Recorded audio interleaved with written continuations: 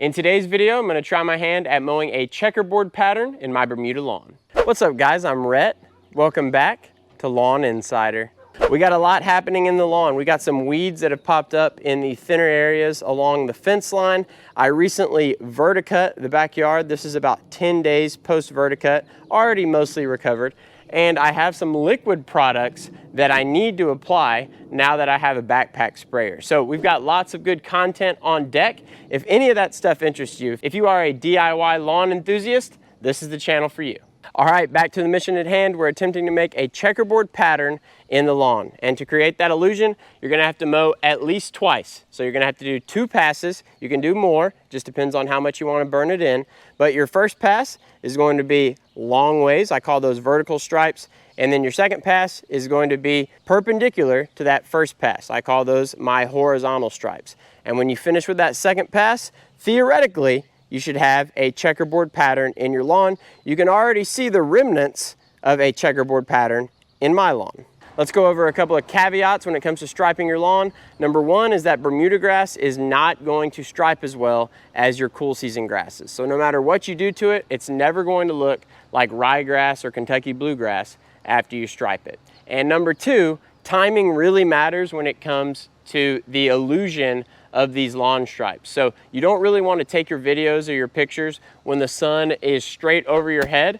You'd rather do it earlier in the morning or later in the evening when you have the sun to one side or the other, and you really want the sun to your back. That's when those stripes are gonna pop the most. Never one to take my own advice. I'm about to break caveat number 2 right now because we're bumping up to lunchtime, but I've found that my lawn is most photogenic in what has been coined the golden hour for photography, which I would say is roughly an hour and a half or 2 hours before sunset. All right, the time for talk is over. It's time for action. Let's get it. Yeah.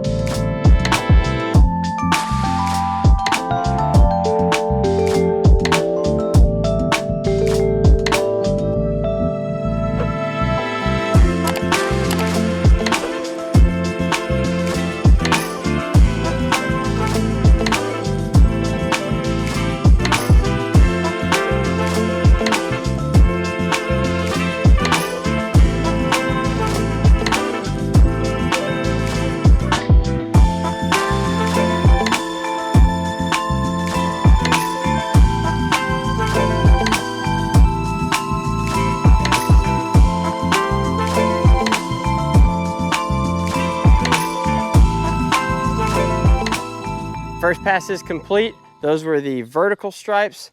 You can see that they are popping a little bit more. I've also come to find out that the longer you can mow, the more burn in that stripe's gonna be. So where I can make a really long pass, I'll have really nice stripes. Whenever I have to turn more quickly, and I have a pretty small yard, so like in this area, I'm turning a lot obviously, and the stripes, for whatever reason, just don't pop quite as well. But now I've got the mower set up this way, and we're gonna go ahead and make our horizontal pass.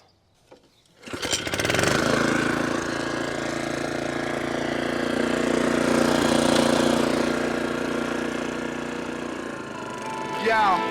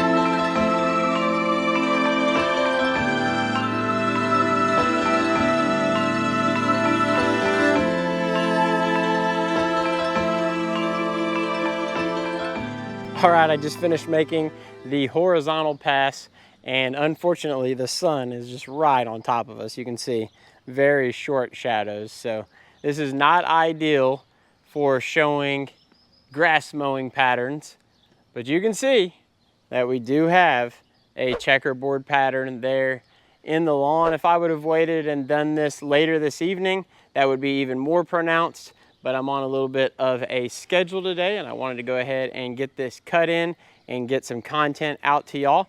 So I hope y'all enjoyed it. If you did, please leave it a like. If you're enjoying the content and you want to continue to see more of it, hit that black subscribe button below the video. And if you have any questions, comments, concerns, leave those in the comments section below. I'll see y'all again soon. Lawn Insider, out.